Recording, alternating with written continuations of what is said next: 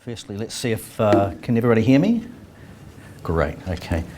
Well, you put me under some pressure to think I was up against Russell Crowe, but Russell Craig is even better. But look, firstly, thank you to the Office of the Privacy Commissioner. Thank you for coming today. I hope to take 30 or 40 minutes to describe why the government created my office, the Government Chief Privacy Officer, what our approach is, what we've seen across the sector over the last year or so, what we see coming up, and then leave it open to some questions that I'll hopefully answer. I'm a wee bit worried that technology is included in the forum title because I can hardly turn my computer on, so I'd be a wee bit worried about any technical questions associated with technology.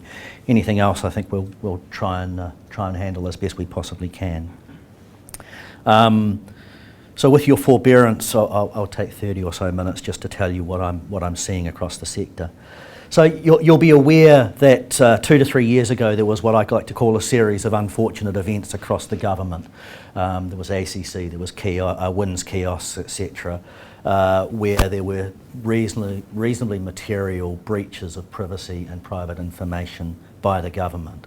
The Government Chief Privacy Officer, my role was created to try and mitigate that breach or those sets of breaches.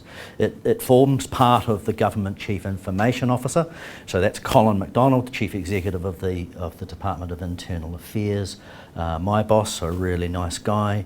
So it's part of that. His role is to have a functional leadership role across the whole of the state sector in respect of technology and information. And so my office was created because ministers were fundamentally seeing a capability gap across the public sector. So we did a survey of publicly accessible systems, and it was quite clear that there were some holes in our practice and holes in our processes associated with private information management. So the creation of the role, in my view, quite clearly demonstrates that ministers understand that privacy plays a role in the way that government is dealing with the public and day-to-day services. Every time, I have this conversation with my guys regularly, every time an agency, a state sector agency, has a problem, it becomes a public problem, and it erodes trust on a regular basis and erodes trust across the whole system, across the whole public service. And that is the most frustrating thing for ministers in many ways. So in a public sector environment, as you'll be aware, we generally have a monopoly supply.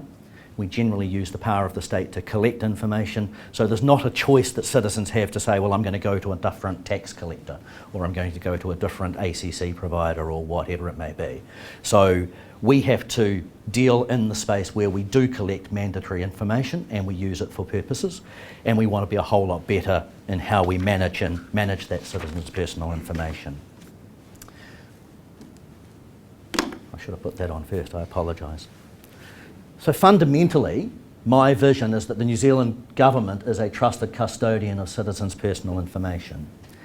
Practically, what that means is I want to have good information management practices becoming part of the DNA of the public servant in New Zealand. That means, as public servants, we need to take a good look at ourselves and our practices about how we're managing personal information. So fundamentally, privacy, though, is not a goal in and of itself. You don't collect information just so you can lock it up. You don't collect it so you can just put it in a big box somewhere. Privacy has to fit within the wider context of managing information as an asset for both strategic benefits and for better public value. The vision for the future management of government-held information is ambitious and will deliver real benefits to New Zealanders.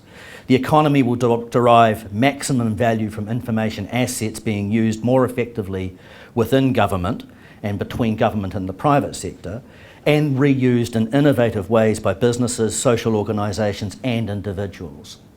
I think if you've been in the public service, you would have heard initiatives such as Better Public Services, the Data Futures Forum, Open Data, Customers at the Centre, Digital by Default. And each of those are impressive programs in and of their own right, but they all use information. That's the core of each of these particular programs that government's been progressing.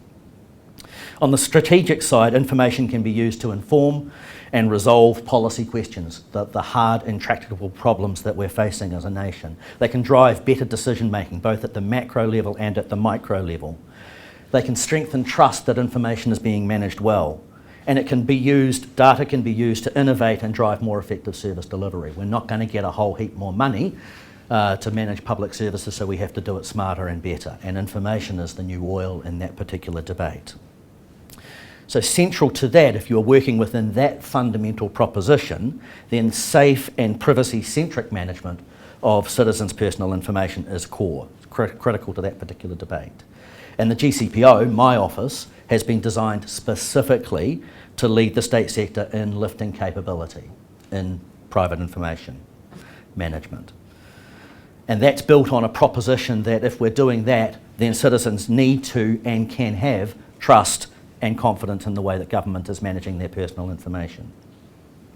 We're living in an environment where we expect information to be tailored to us. So we can all know about the Amazon experience where recommendations are pushed out to you based on your shopping or browsing history. Now, I don't think the government is yet in that particular space, first to admit, but it's certainly something that we suggest we can be heading into as we move into more customer-centric and tailored services over time.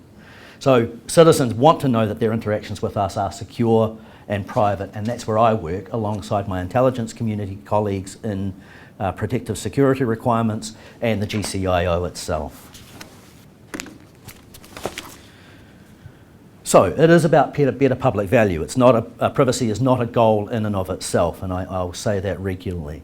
Privacy and information security are foundation stones for better public value. Fundamentally, people give us information, or are required to give us information to receive a service, a driver's license, a passport, a benefit, better education, whatever that may be. When you hand your personal details over to a department, you have every right to expect that that information will be treated with care and respect. You expect it to be secure and private. You expect it to be used for the purpose for which it was given to you.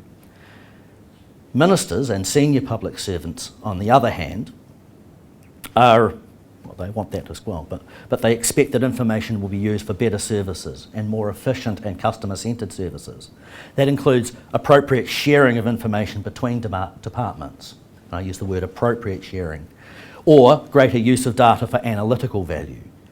So, in my world, better public services run hand in hand with citizen-centred services. The balance between that individual interest, that individual I need to know that my information is being managed appropriately and safely, and that wider value for money problem or issue that government and ministers want, is where me and my team play. Me and my government, that's interesting. Me and my team play. That is my government as well. So fundamentally, my office has been created to assist departments to manage those sometimes competing interests and to manage them in a privacy-friendly fashion. We're trying to do this in an incredibly fluid environment. You'll be aware we've seen increasing interest in privacy as we head more into a digital world. People are demanding particular services or not to provide information in a certain way. We're seeing maintaining trust and confidence as a necessary precursor to both transforming public services and to delivering more customer-centred service. As a gross generalisation, when I walked into the job, I looked across the sector, and the gross generalisation was that the public service hasn't been that great at managing personal information. My official term for it is we're patchy. However,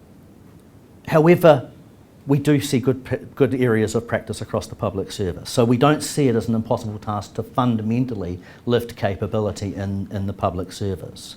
My role has been to take a system-wide view with a goal of lifting capability across the whole of the public sector, raise the tide. So, not the easiest of tasks at the best of times, and we certainly know it won't happen overnight, although ministers think that we've created an office, so therefore everything's fine and dandy in the world of Wellington.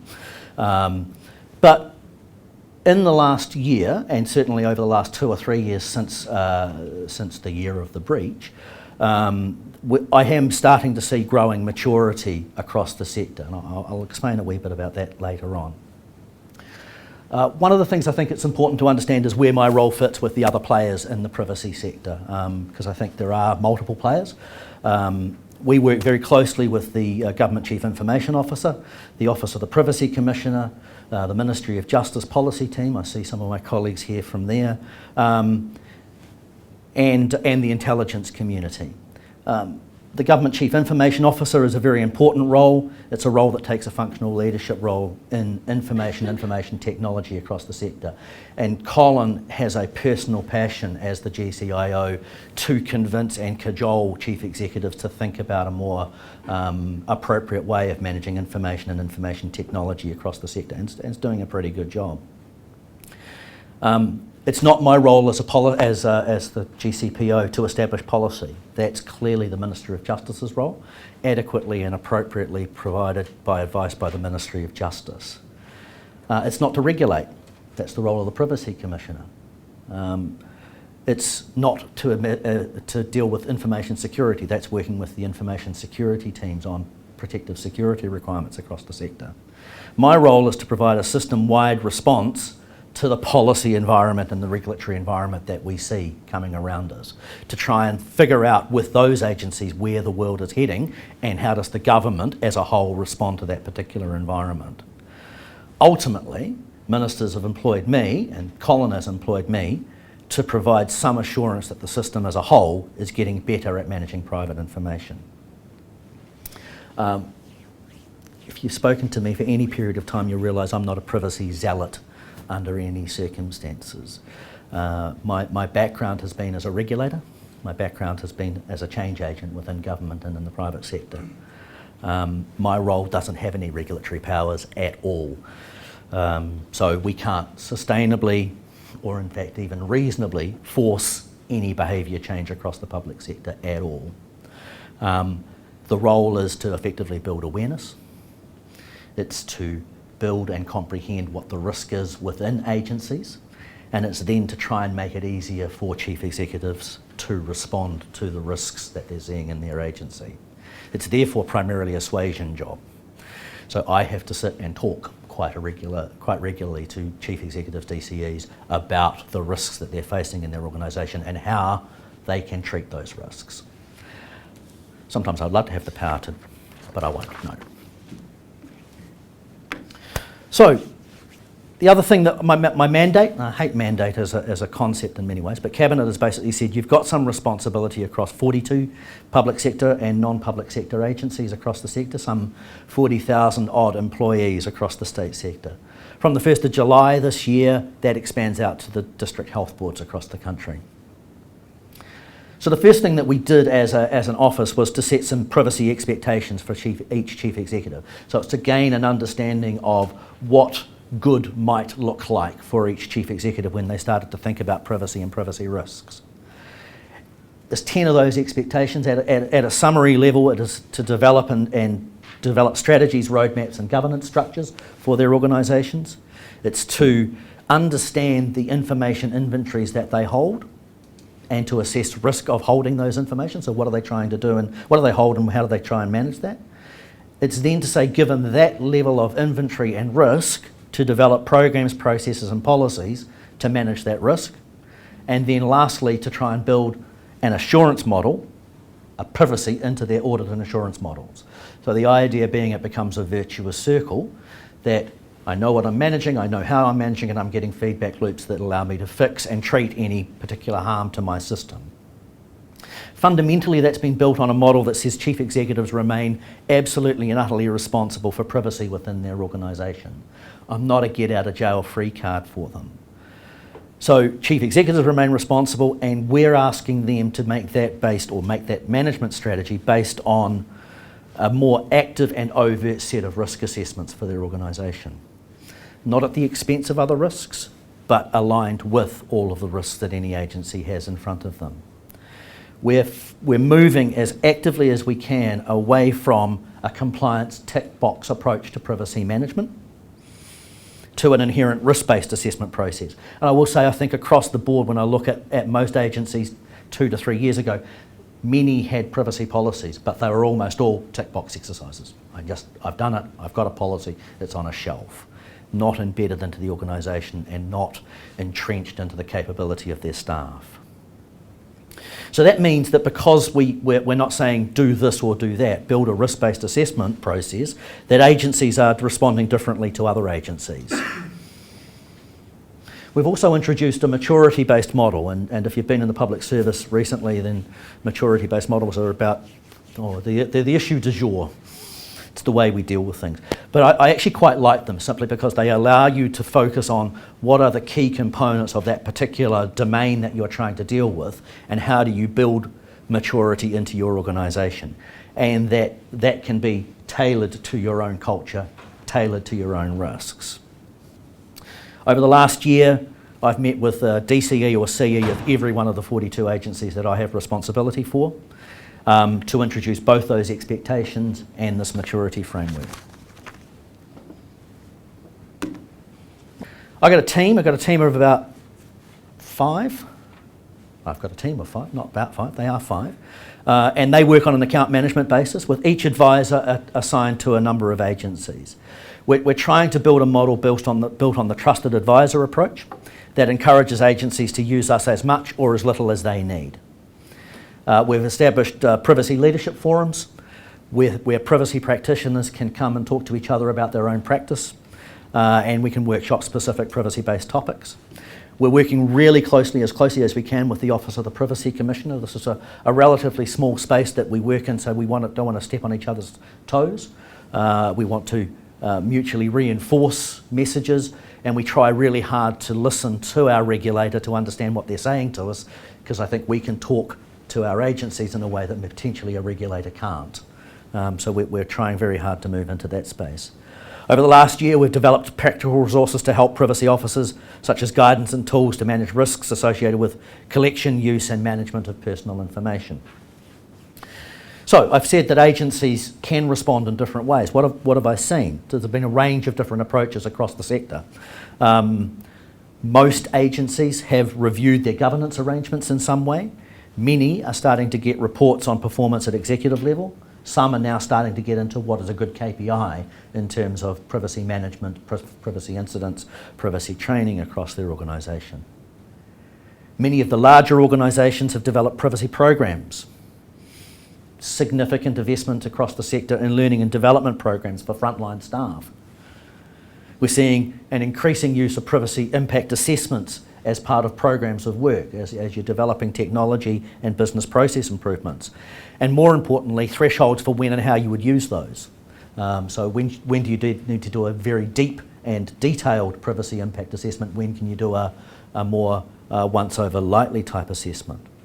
And a lot more root cause analysis across the sector. So as incidents occur, why are those occurring, and what's the system response to it? In fact, there's actually really good practice across the sector, and I think we often miss the fact that those good practices are actually in place.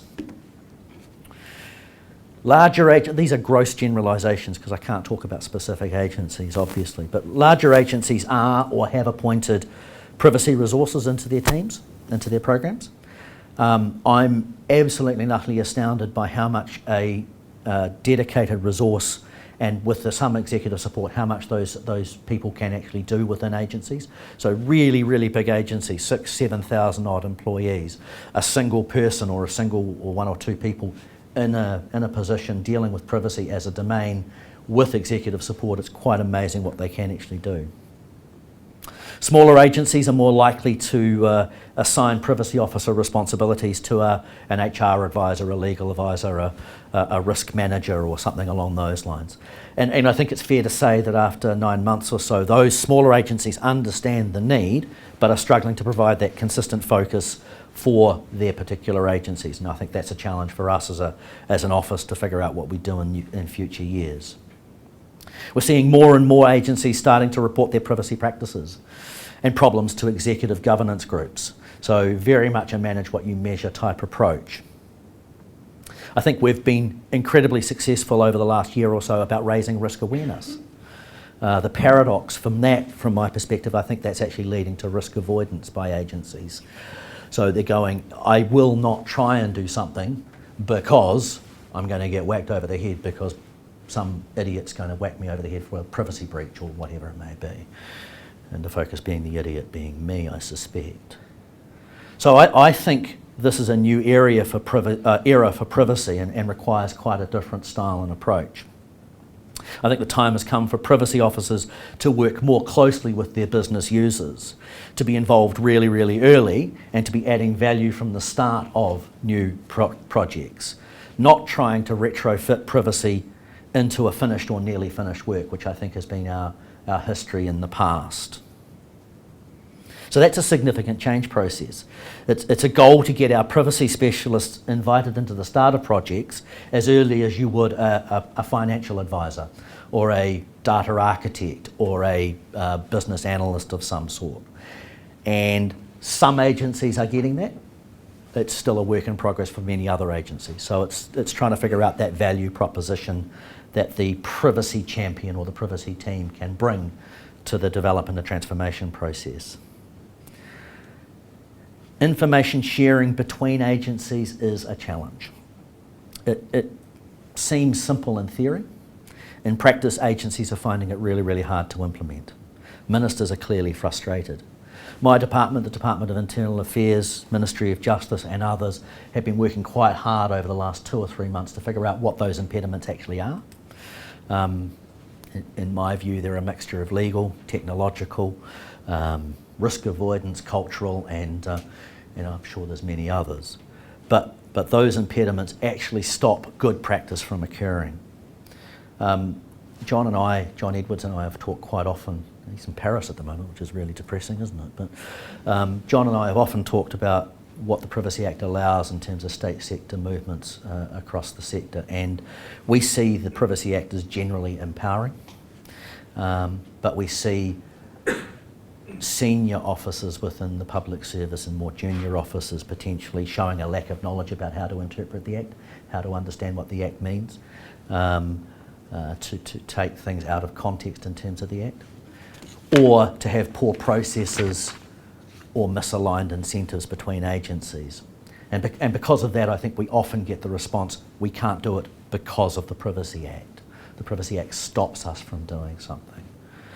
I'll put a wee shout out to the Office of the Privacy Commissioner that's just released some guidance to assist state sector agencies in running information sharing arrangements. It's quite a practical guide. It's actually not a theoretical treatise, so I do push that out to you. It's on their website, I think. I take a view, and I think John takes a view, and the Commission takes a view, that in general, if you can define a good public reason for sharing information, you can define what that information is and who it's being shared with, who's going to be at the table looking at it, and who will have access to it, then generally there is a good way of sharing information safely. The Act generally allows you to do that. Often, in my view, there's been a poor framing of the policy benefit or the privacy components, and privacy is thought about too late in the piece. And so the challenge, I think, is to get that mix changed a wee bit, so you're starting to think about privacy early on and why you want to share information more overtly into your processes. Equally, and this is talking to our privacy champions in the room, that we have to be more pragmatic. So privacy officers have to be more pragmatic and less zealous about this particular issue. Privacy in and of itself is not a goal. So it has to be just the necessary foundation stone. So the challenge is to get privacy officers working more closely with our business advisors.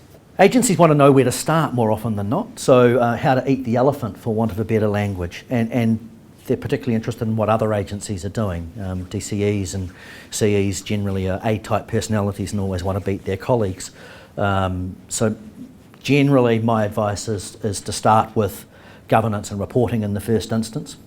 And if you haven't got anything else, just do something. So start thinking about privacy and start talking about it quite adequately. Feedback from privacy practitioners that I talk to is that they are much more visible to executive teams than they've ever been in the past.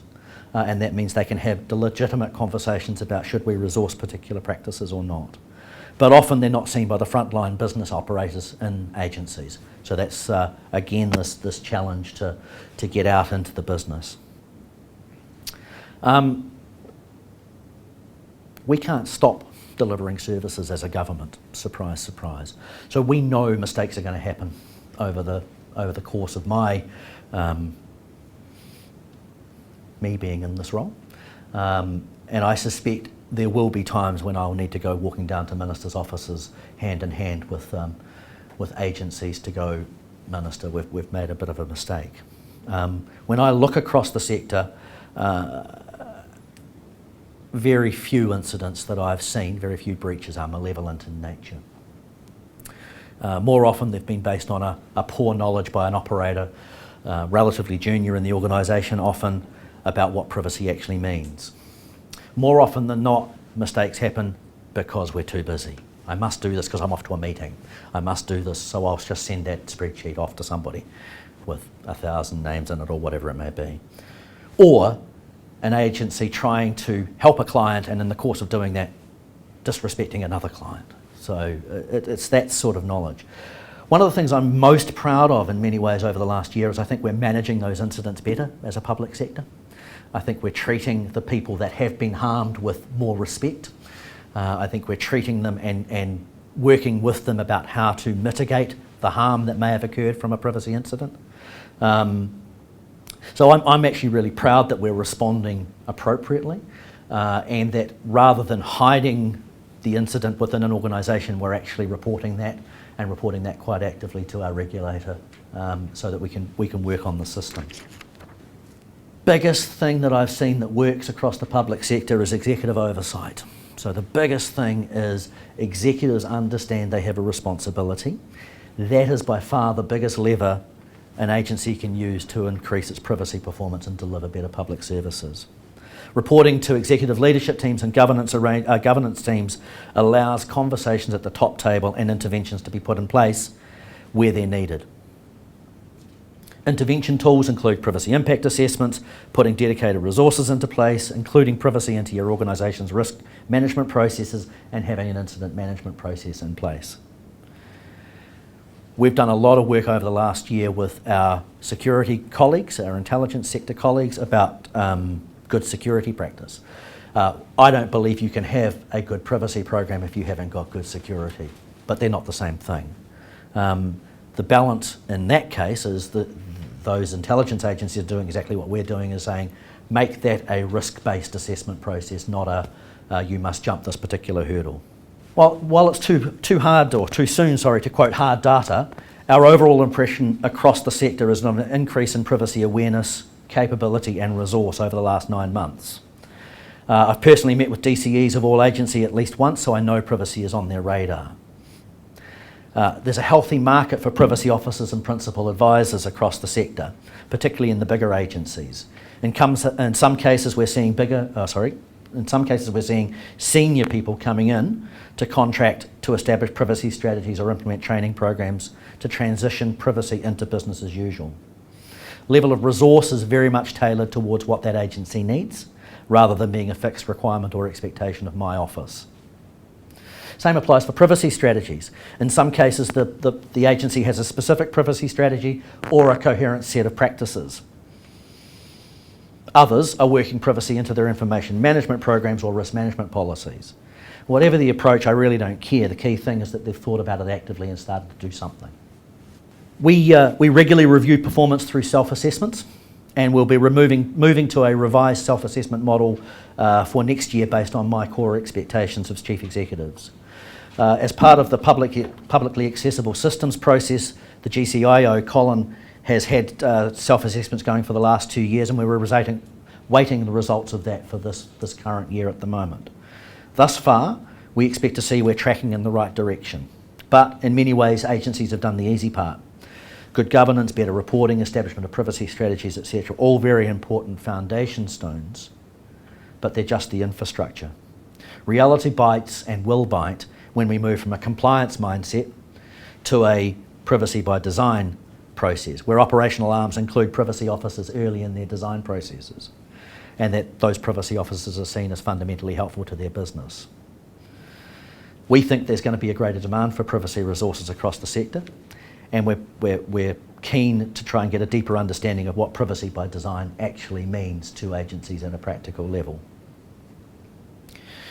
We need to help, my office needs to help quite actively with smaller agencies with support and collateral. So that's something I think we've learned over the last 9 months or so. It just doesn't happen.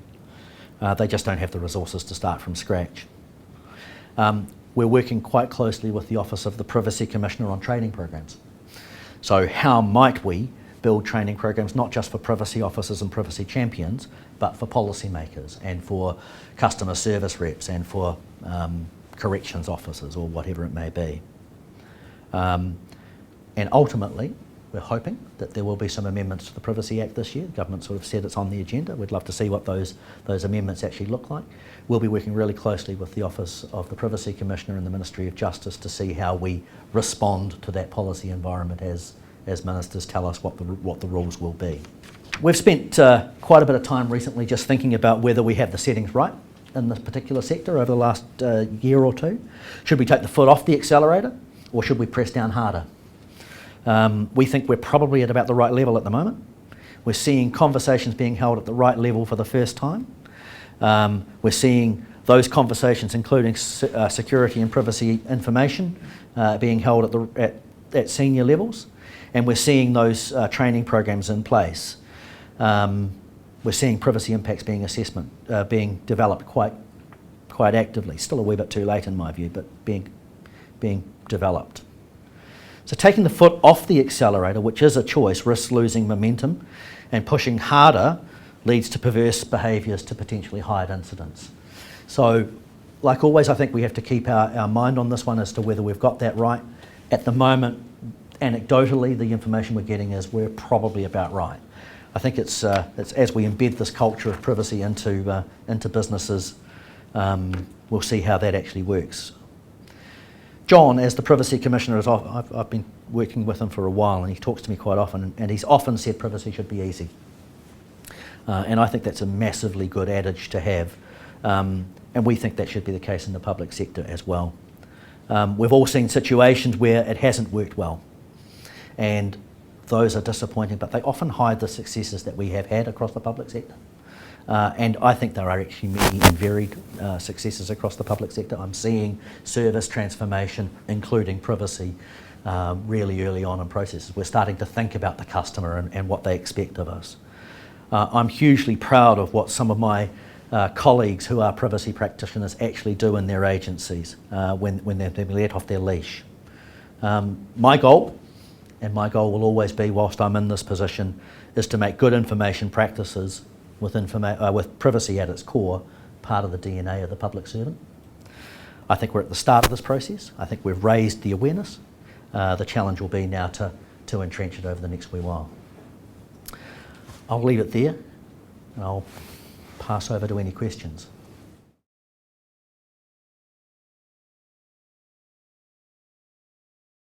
Could you describe the relationship your office has with the GAO, the Government Assurance Officer? Wow, that's a good question because I don't.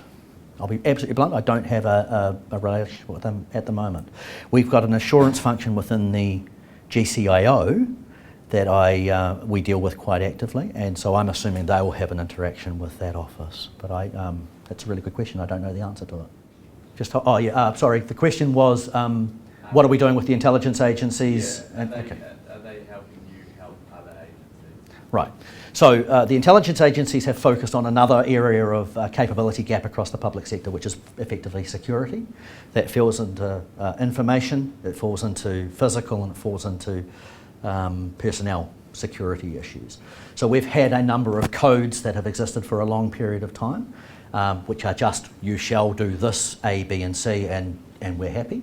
And what the intelligence agencies have felt is they need a security culture across the public sector. So they've gone for an approach similar to ours, which is assess risk in your agency and respond to that risk with some tools and resources that they can help you with.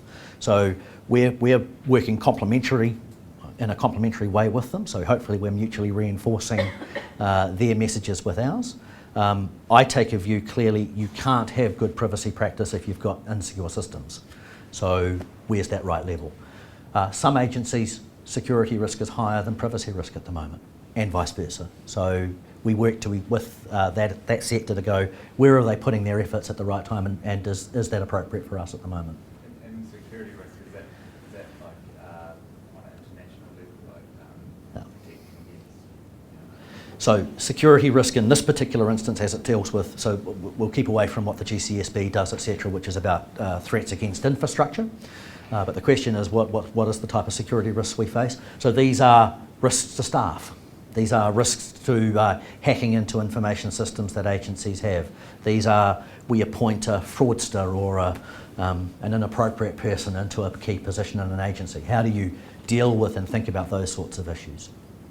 Value to the process that you're trying to undertake. Sure. So the question is inventories. Why would I focus on inventories, and how does that look in a privacy sense? And what will they achieve? And what will they achieve? Okay, so you start from, if we're dealing with a risk-based approach to managing this particular issue, then one needs to know what one is handling. And when I look across many departments, there have been amalgams of different agencies, or there's been different policies that have been added on into an agency over a long period of time, to a point where agencies actually don't know what personal information they hold, nor where it's held. So the inventory is really one of those baselines, macro views of an agency's information holdings, to go, which of those are personal information, and how might one think about using or protecting or managing that information as we deliver services. So it certainly wouldn't be getting down to last, a stock take right down to the last data element of a particular, it's a macro view of, I'm holding information about identity, I'm holding information about passports, whatever it may be for your agency. Idea being that if I'm dealing with that at an executive team level, I'm aware of, or I'm making conscious decisions about when and how that might be released at a systemic level across my organisation. I don't know if that answers your question. Right. Okay. So the question, just for the camera, is inventories integrating into business processes. Is that the? Once you've done an inventory, what will you do with it? Right. Okay. So what do you do with an inventory once you've created it? Basically, it is a test by which you can look systematically across your system, going, I understand that I hold this and I'm managing it in this particular way.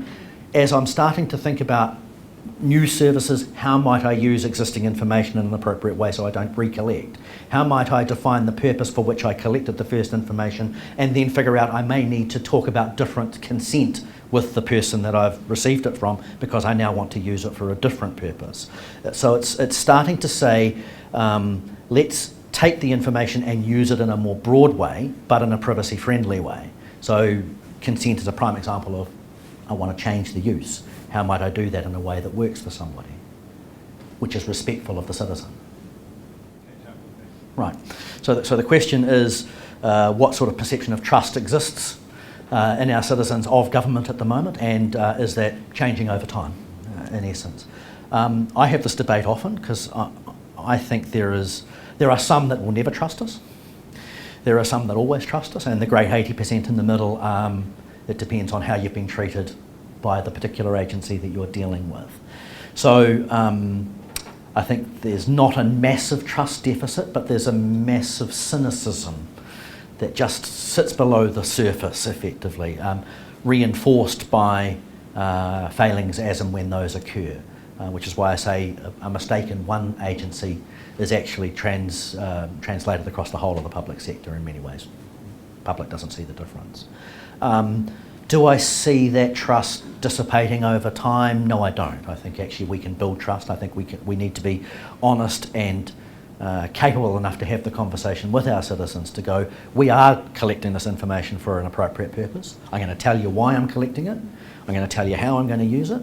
And I'm going to tell you when and if you can opt out, is I think where you'd want to head. I don't think we're there yet across the whole of the public sector, but I think we're heading towards that type of model where we reinforce the positive side of the relationship that most people have with government, not the negative perceptions.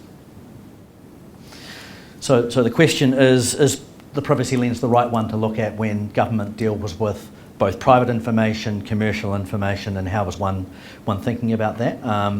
So my view on that is it is one of the lenses. It is not the sole lens, and the risk is it becomes a negative. And I talked about that in saying risk awareness can lead to risk aversion because I'm just too scared to do anything.